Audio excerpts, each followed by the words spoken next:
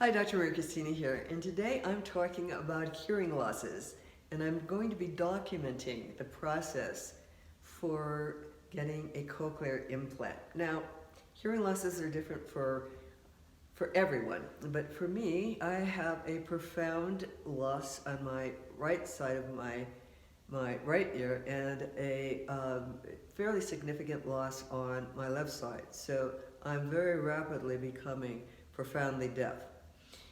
Which is interesting because in my first life I worked with hearing impaired children. That was my first job as an educator.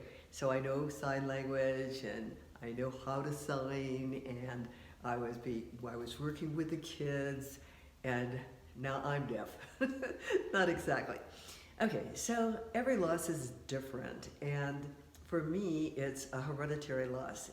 Hearing losses early in life are on both sides of my family, my mom's side and my dad's side. So then I started experiencing the loss fairly early too, and my loss has been gradually getting worse for the past 14 years. So it's continuing to decrease.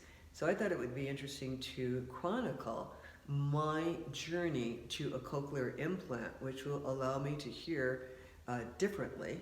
I won't hear sounds the same way, but I will be able to hear in somewhat of an improved fashion.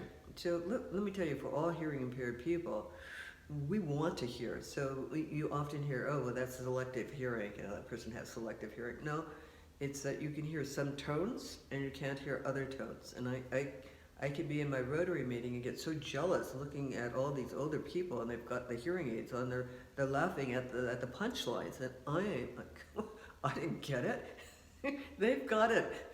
They're laughing. They got it. They got the punchline, and I didn't get it at all. Well, there's a different little intonation pattern. It's very slight when you get to the punchline, and so I always miss those. So what happens when hearing aids are no longer of value to you? That's when you take a look at what other alternatives there can be. So there's something called a cochlear implant, and I'm going to chronicle my journey to a new way of hearing. Because right now, when I'm with my clients and they're on my right side, I can't hear them. So I have to switch around, get over to my left side so that I can hear them. Now, what this is going to do for me is increase my ability to hear in my right ear. It's a long process, it's a long journey, but the alternative for me is, well, there isn't one, because I am going to be profoundly deaf in my right ear, and I'm pretty close to that right now. So they don't do this surgery unless you're at that point where there is no value to you of having a hearing aid. So do I have hearing aids? Absolutely. And I have spent many thousands of dollars going from one to the next, trying to find the best way that I could improve my hearing. Nothing's working, and so now for the cochlear implant.